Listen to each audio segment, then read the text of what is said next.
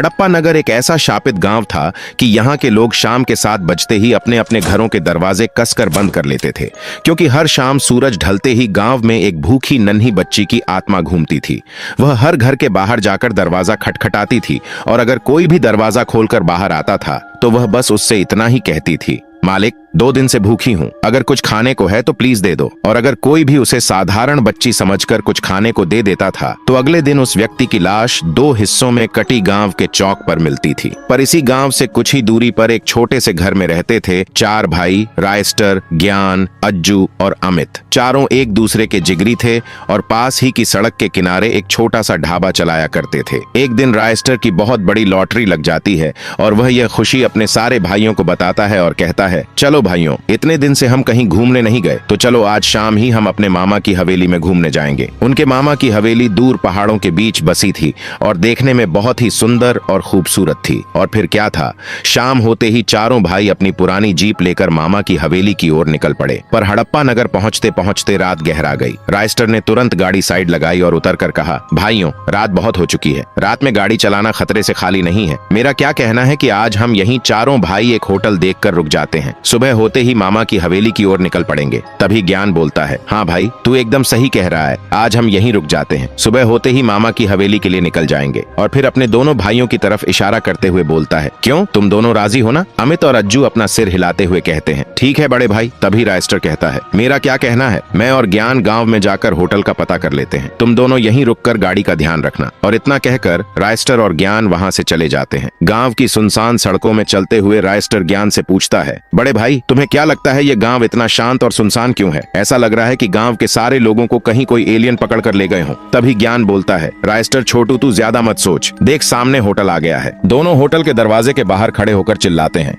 अरे सुनते हो, क्या कोई घर पर है? तभी गांव का सरपंच घर के बाहर आता है और बोलता है, क्या हुआ तुम दोनों को, इतनी रात को क्यों चिल्ला रहे हो? तभी ज्ञान बोलता है, मालिक, हम अपने मामा के घर जा रहे थे, पर गांव में पहुंचते पहुंचते रात गहरा गई, हमें बस एक रात के लिए रहने के लिए कमरा चाहिए। हम 4 आदमी हैं, सुबह की पहली किरण के साथ ही हम इस गांव से निकल जाएंगे। यह सुनते ही सरपंच के रोंगटे खड़े हो जाते हैं। सरपंच बोलता है, बेटा, जितनी जल्दी हो सके तुम इस गांव से निकलने की कोशिश करो, क्योंकि यह गांव एक शापित गांव है। इतना सुनते ही रायस्टर हंस पड़ा और बोला, सरपंच जी, तुम हमें नहीं जानते, हमसे बड़ा श्राप कौन है? हमें इस गांव और इस घर में रहने दीजिए, हम सुबह होते ही यहाँ से निकल जाएंगे। सरपंच उन दोनों की इतनी जिद करने पर मान जाता है और फिर रायस्टर ज्ञान से कहता है, ज्ञान, तुम उन दोनों को भी यहाँ पर बुला कर लेकर आओ, तब तक मैं होटल को अच्छे से देख लेता हूँ। ज्ञान चुपचाप वहाँ से चला जाता है। रास्ते में चलते चलते वह देखता है कि सड़क के बीचों बीच एक छोटी नन्ही बच्ची खड़ी जोर जोर से रो रही होती है। ज्ञान उसके पास जाता है और पूछता है, बेटा, तुम इतनी रात को यहाँ क्या कर रही हो? तभी वह बच्ची बोलती है, अंकल, मैं 2 दिन से भूखी और प्यासी हूँ, कृपया करके अगर कुछ खाने को है तो दे दो। पर ज्ञान के दिमाग में पता नहीं क्या खुराफाती जागता है। वह बोलता है, बेटा, खाने को कुछ नहीं है, लेकिन पीने को तो है। वह बेशर्मी से उस छोटी नन्ही बच्ची पर पेशाब कर देता है और हंसते हुए कहता है, ले पानी। पर जैसे ही वह वहाँ से जाने की कोशिश करता है तो वह रहस्यमयी तरीके से जलकर भस्म हो जाता है और फिर वह बच्ची हंसते हुए वहाँ से गायब हो जाती है। उधर होटल की खिड़की के पास खड़ा रायस्टर बेचैनी से बाहर देख रहा होता है। वह मन ही मन बड़बड़ाता है, इतनी देर हो गई, बड़े भाई अभी तक दोनों को लेकर क्यों नहीं आए? लगता है मुझे खुद ही जाना पड़ेगा। रायस्टर तुरंत गांव की सुनसान गलियों में निकल पड़ता है। ज्ञान को आवाज देता हुआ आगे बढ़ता है, लेकिन कुछ ही दूर जाते ही उसके कदम वहीं थम जाते हैं। सड़क के बीचों बीच उसका भाई ज्ञान 2 टुकड़ों में बंटा निर्जीव पड़ा होता है। यह दृश्य देखते ही रायस्टर के रोंगटे खड़े हो जाते हैं। अब उसे समझ आ जाता है कि गांव का बूढ़ा सरपंच झूठ नहीं बोल रहा था। इस गांव में सचमुच कोई भयानक रहस्य छुपा है। डर के मारे वह लाश वहीं छोड़ देता है और भागता हुआ वापस अज्जू और अमित के पास पहुंचता है। अज्जू घबराकर पूछता है, क्या हुआ रायस्टर, इतना हाफ क्यों रहे हो? और ज्ञान कहाँ है? रायस्टर कांपती आवाज में कहता है, यह बताने का समय नहीं है, जल्दी गाड़ी में बैठो वरना हम सब मारे जाएंगे। तीनों तुरंत गाड़ी में बैठ जाते हैं। रायस्टर गाड़ी स्टार्ट करता है और तेज रफ्तार में गांव से बाहर निकल जाता है, लेकिन कुछ ही दूरी पर अचानक गाड़ी में आग लग जाती है। गाड़ी जोरदार विस्फोट के साथ फट जाती है। तीनों हक्का बक्का होकर बाहर खड़े होते हैं और समझ ही रहे होते हैं कि यह सब क्या हो रहा है। तभी हवा में एक डरावनी आवाज गूंजती है, तुम्हें क्या लगा मैं तुम्हें इतनी आसानी से गांव से जाने दूंगी? ये सुनते ही तीनों की रूह कांप उठती है। डर के मारे वे भागते हुए वापस गांव की ओर दौड़ते हैं। गांव पहुंचते ही अज्जू हाँफते हुए कहता है,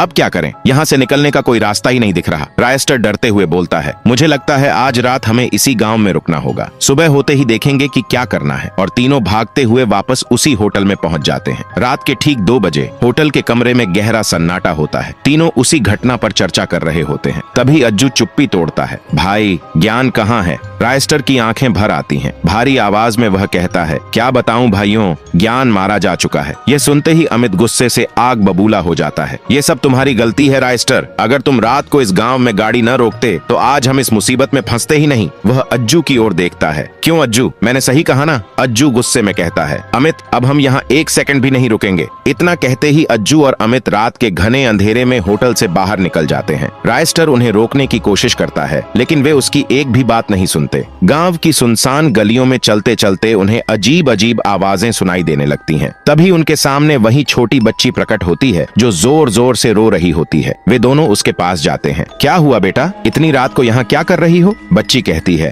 अंकल मैं 2 दिन से भूखी हूँ, कुछ खाने को दे दो। यह देखते ही अज्जू समझ जाता है कि यह कोई साधारण बच्ची नहीं है। वह जोर से चिल्लाता है, भाग अमित, अपनी जान बचाकर भाग। अमित डर के मारे भाग जाता है, लेकिन जैसे ही अज्जू मुड़ता है वह रहस्यमयी आग में जलकर भस्म हो जाता है और बच्ची हंसते हुए फिर गायब हो जाती है। दूसरी ओर अमित भागते भागते उसी जगह पहुंच जाता है जहां ज्ञान की लाश पड़ी होती है। लाश देखते ही वह अंदर से टूट जाता है। वह बड़बड़ाने लगता है, अब मैं नहीं बचूंगा, अब मैं नहीं बचूंगा। तभी वही बच्ची उसके सामने प्रकट होती है और उसे भी उसी रहस्यमयी आग में जला देती है। अगले दिन रायस्टर गांव में ही ज्ञान का अंतिम संस्कार कर रहा होता है। तभी एक आदमी दौड़ता हुआ उसके पास आता है और कहता है, भाई अज्जू और अमित भी मारे गए हैं। यह सुनते ही रायस्टर के पैरों तले जमीन खिसक जाती है। वह दौड़ता हुआ वहां पहुंचता है, लेकिन वहां का दृश्य देखकर उसके होश उड़ जाते हैं। उसके एक भाई के पैर गायब थे और दूसरे का सिर गायब था। यह सब देखकर रायस्टर अब सब कुछ समझ चुका था कि यह कोई मामूली शाप नहीं है। वह मन ही मन कहता है, अब मुझे ही इस रहस्य को सुलझाना होगा। शाम होते ही रायस्टर सीधे उसी बूढ़े सरपंच के पास जाता है और पूछता है, सरपंच जी आखिर यह गांव इतना भयानक क्यों है और यह शाप क्या है? सरपंच कांपती आवाज में कहता है, बेटा क्या बताऊं, हर शाम सूरज ढलते ही गांव में एक नन्ही बच्ची की आत्मा घूमती है। वह हर घर के बाहर जाकर दरवाजा खटखटाती है। अगर कोई बाहर निकल आता है तो वह बस एक ही आवाज दोहराती है, अंकल 2 दिनों से भूखी हूँ, प्लीज कुछ खाने को दे दो। अगर कोई उसे छोटी बच्ची समझकर खाना दे देता है तो अगले दिन उसी आदमी की कटी फटी लाश गांव के चौक पर मिलती है। रायस्टर पूछता है, दादा क्या किसी ने इस रहस्य को सुलझाने की कोशिश नहीं की? सरपंच कहता है, बेटा जिसने भी उसे एक बार देख लिया वह कभी जिंदा नहीं बचा। यह सुनकर रायस्टर के रोंगटे खड़े हो जाते हैं। वह बिना कुछ बोले वहां से चला जाता है। उस रात रायस्टर को नींद नहीं आती। वह करवटें बदलता रहता है और मन ही मन सोचता है, आखिर वह बच्ची लोगों को क्यों मार रही है? जरूर उसके साथ कुछ बहुत बुरा हुआ होगा। फिर वह तय करता है, अब मैं खुद पता लगाऊंगा कि उसके साथ क्या हुआ था। आधी रात को रायस्टर घर से निकल जाता है और गांव की सुनसान गलियों से होता हुआ उसी जगह पहुंचता है जहां उसका भाई मारा गया था। वह जोर जोर से चिल्लाता है, अगर हिम्मत है तो सामने आ। तभी आसमान का रंग काला हो जाता है और वह बच्ची सामने प्रकट होती है, फटे पुराने कपड़े, हाथ में खंजर। रायस्टर डर जाता है लेकिन कांपती आवाज में पूछता है, आखिर तुम्हारे साथ ऐसा क्या हुआ था कि तुम इतना भयानक बदला ले रही हो? तभी बच्ची की आंखों में आंसू भर आते हैं क्योंकि इतने सालों बाद किसी ने उससे यह सवाल पूछा था। वह कहती है, तुम मुझे अच्छे इंसान लगते हो, तुम्हारा नाम क्या है? रायस्टर कहता है, मेरा नाम रायस्टर है, मैं अपने भाई की मौत और तुम्हारे बारे में जानने आया हूँ। बच्ची कहती है, तो सुनो, यह बात करीब 10 साल पुरानी है। इसी गाँव से थोड़ी दूर मेरा छोटा सा घर था। मैं, मेरे माता पिता और मेरा बड़ा भाई वहाँ रहते थे। मेरे पिता दिन भर गांव की सड़कों पर रिक्शा चलाते थे। एक दिन उनका भयानक सड़क हादसा हो गया और उसी हादसे में उनकी मौत हो गई और इतना बड़ा सदमा मेरी माँ से सहन नहीं हुआ। वह वहाँ पागल सी हो गई और दिन रात पिता की तस्वीर के सामने बैठकर रोती रहती थी। और एक दिन वह भी हमें छोड़कर चली गई और हालात इतने बुरे हो गए कि मैं और मेरा भाई दिन रात सड़क के किनारे बैठकर भीख मांगने लगे। एक दिन मैं और मेरा भाई सड़क के किनारे बैठे भीख मांग रहे थे। तभी एक अमीर आदमी नशे में गाड़ी चलाते हुए आया और मेरे भाई को टक्कर मार दी। मेरा भाई मौके पर ही मर गया। मैं मदद की गुहार लगाती रही लेकिन वह आदमी हंसते हुए मुझ पर पेशाब करके वहां से चला गया। दर्द और भूख से तड़पती हुई मैं इस गांव में आ गई। घर घर जाकर खाना मांगा लेकिन किसी ने कुछ नहीं दिया। एक दिन मैं एक पेड़ के नीचे बैठी भीख मांग रही थी। तभी गांव का सरपंच मेरे पास आया। उसने कहा,